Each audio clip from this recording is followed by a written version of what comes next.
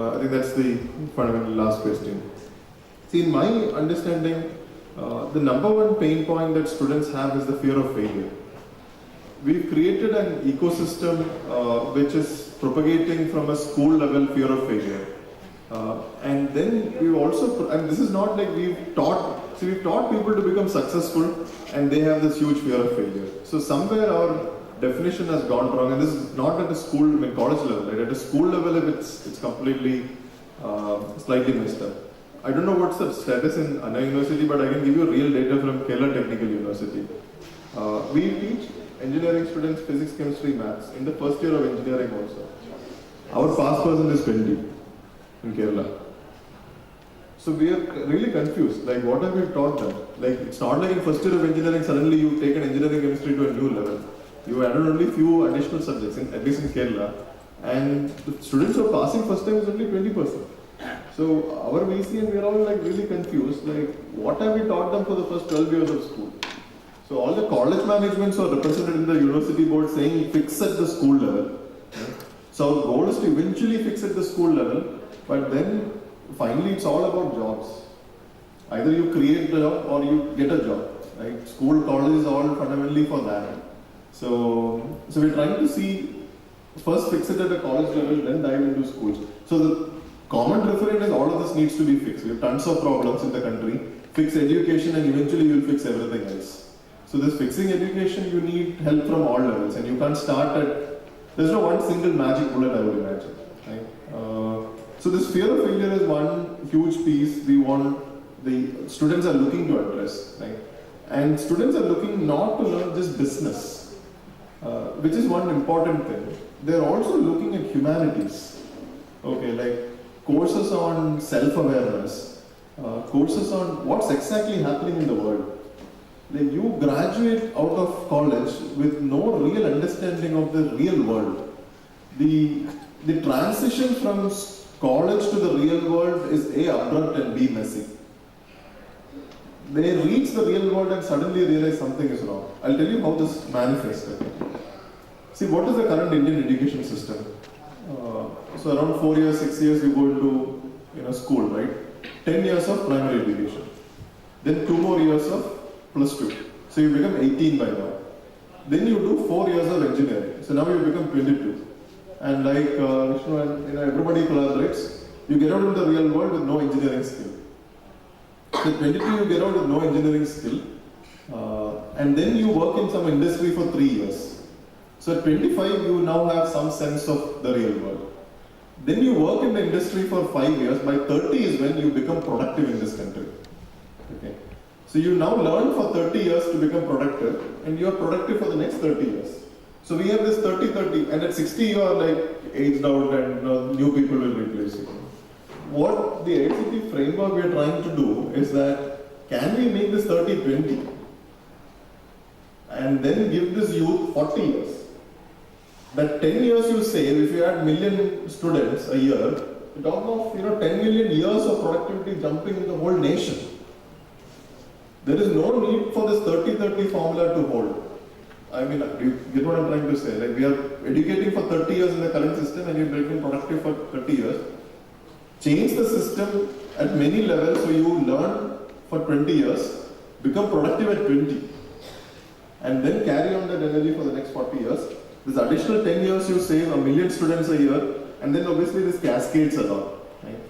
So these kind of knowledge for systems that the world is onboarded, real world knowledge, what's happening, industry exposure, what is happening in the real industry. So this steam engine example, right? You have to learn what is happening today, and you have to prepare for what is going to happen tomorrow. We are currently preparing for 30 years in the past. So now it's not possible to change all of this overnight. Right? So these changes are being made. So I would imagine the EDC to be this hub of change, because people are very resistant towards change. The young can be molded fast. The older we become, the more resistance we are towards change, right? So the EDC is where this catalyst can happen.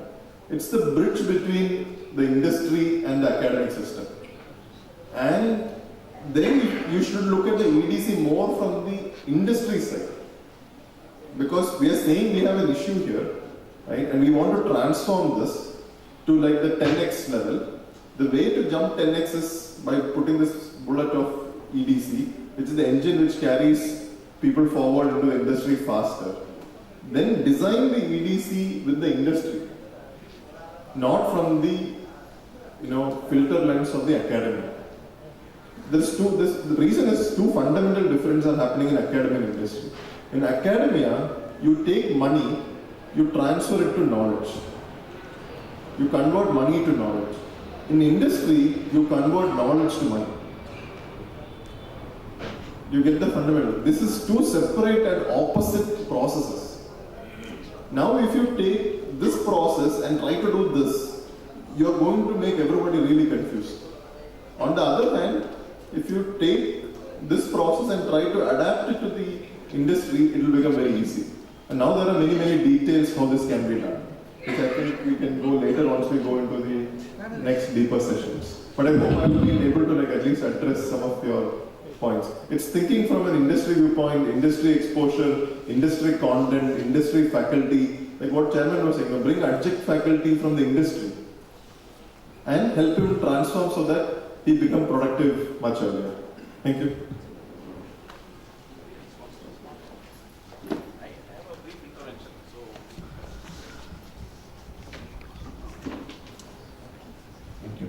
So this project work is something which has been a point of discussion for a long time, So I would like to connect with what Vishwanathan had mentioned, that if the professors in the colleges have access to a vast database of problem statements, that could be the starting point of your college projects. Because instead, if you can start working on that as a basis, then probably I think maybe you will have a lot of products and maybe businesses that may sprout up with that. So instead of letting the students run amok with internet-based downloads, this may be a better starting point. Maybe you can start. It's time to start experimenting with those kind of stuff. In fact, the sandbox, your sandbox, and then the Smart India Hackathon, which has generated about 550 ideas. And then there are a number of other portals which are there in the public domain, where a lot of problems are being. It's a repository of problems. So maybe that's a thought process. To add on to the director EDI, in fact, there's a company called Caterpillar India. They have an idea board in every shop floor, and each and every employee it's a mandate for each and every employee to submit 5 ideas in a calendar year. So out of this, so they get pool of ideas, then they try to convert it as a project sometimes. So as a college, if you have that kind of a setup, an idea corner or an idea box or an idea board, or as rightly said, the sandbox, whatever you call it, then probably you get pool of ideas, then probably with that idea you can give as a project to the student community.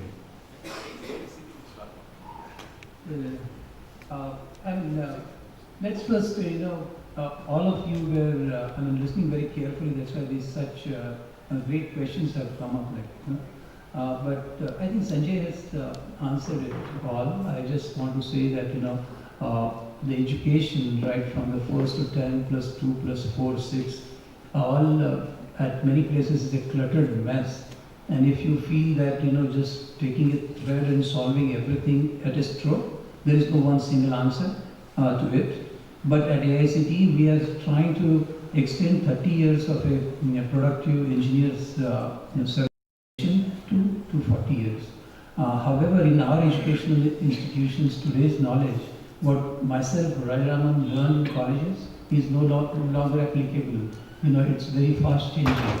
So what we need to learn is to learn. So learning to learn is missing in our colleges, because today what projects I'm doing are going to be absolute maybe in 4 or 5 years.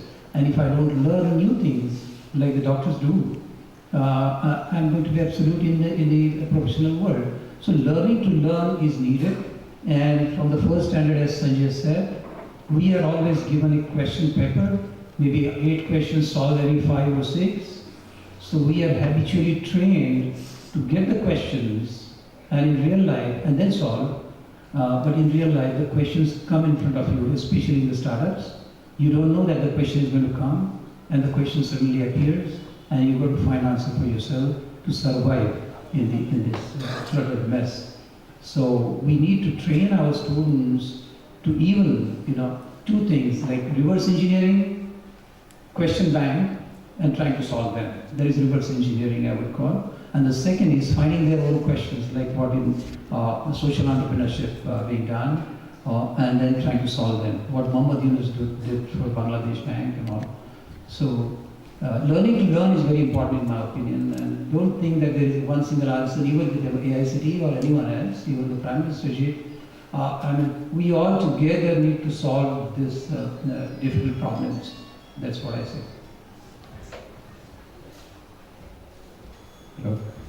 I just have another data point to connect this with. I was talking to Shankar Vanabhai very recently. He runs the KCT college.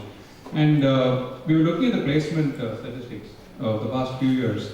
And so the first question we asked is, what's the average kind of cost of training a final year student? It was roughly about 25 to 30,000 rupees per year. So that's the amount of money the college is spending on training, placements training basically, right? So we said now, let's say the top 10, 15 percentile, which usually is the crowd that every recruiter that comes to the campus goes after, right? Now if you take this top 10, 15 percentile and actually help them with the same 25,000 rupees to do a better project in the form of let's say a prototype to solve a worthy problem, you will actually find that this top 10, 15 percentile would find themselves, more deserving when it comes to jobs, right? So the same Infosys, Cognizant, and the IT services companies that come to the campus will actually be beneath these people once they trade up a little, right? Which means you're actually creating an opportunity for expanding your placement, potential, right? So this is a very simple, I'm just sort of looking at data and I'm saying that it's a very easy strategy that you can pull off, right? If you can say, hey, let's not put everybody through the same treadmill and get everybody lean and looking at, sort of 65 kilos and all of that. Let's take some of them separately and put them through another track at the same cost. You'll actually find that the returns on placements data is much higher, right? So with fewer sort of changes, without massive sweeping changes, you can still bring about a major sort of impact. Sir, let us know who introduced this placement cell concept in the institution, please. Let us know who introduced this placement concept to the institution, please. Displacement cell.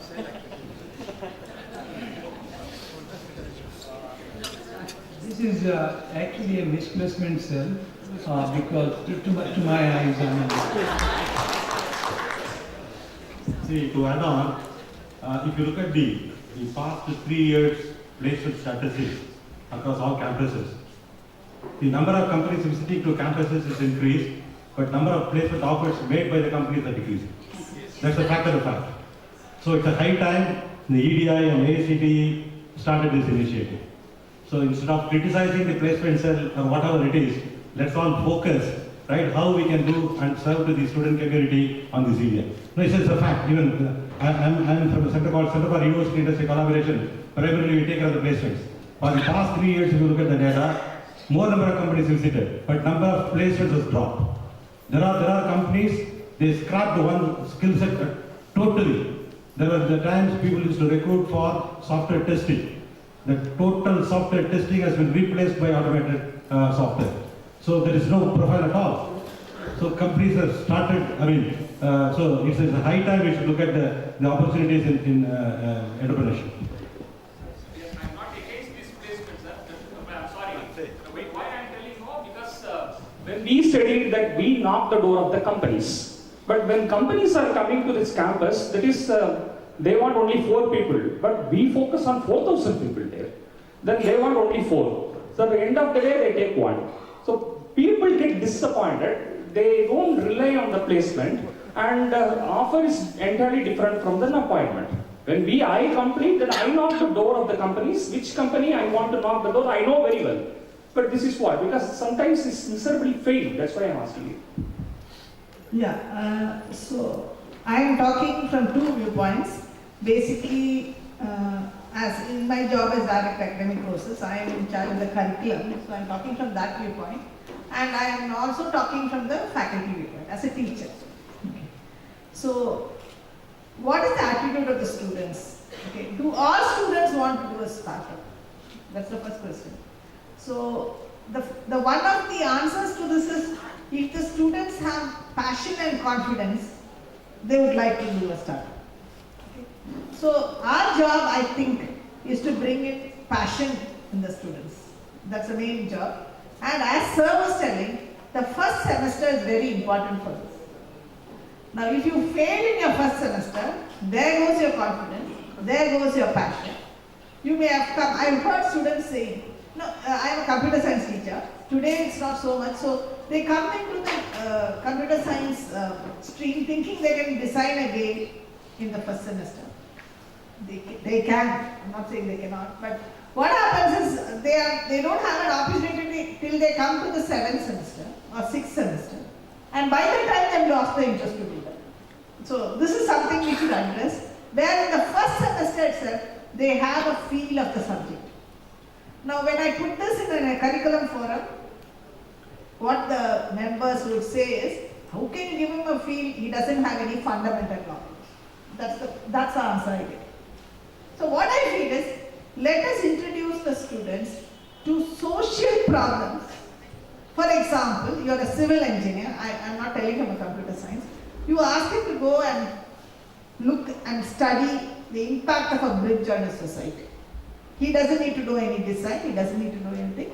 But at the same time, he gets many advantages, social, the way he prepares questionnaire, the communication skills, and he is first time going out of his computer and thing and standing on the place and getting this for each and every. But then to design a framework for this is very difficult. That's the next question. So this is one thing, the passion for the students. The second thing is having activity-based teaching. All of us talk about it. The important thing in activity-based teaching is that evaluation is of the doing, not of doing well. Okay, so the evaluation has to change. The evaluation is you are evaluated if you do it, whether right or wrong. It's not whether you do it right. This is another thing that we have to change. Yeah, we do have it. Yeah, we have lab exams. We do have a lot of mini projects. In fact, in our curriculum of our computer science, the students complain that they have as many projects as they have subjects. Okay, but then I'm not saying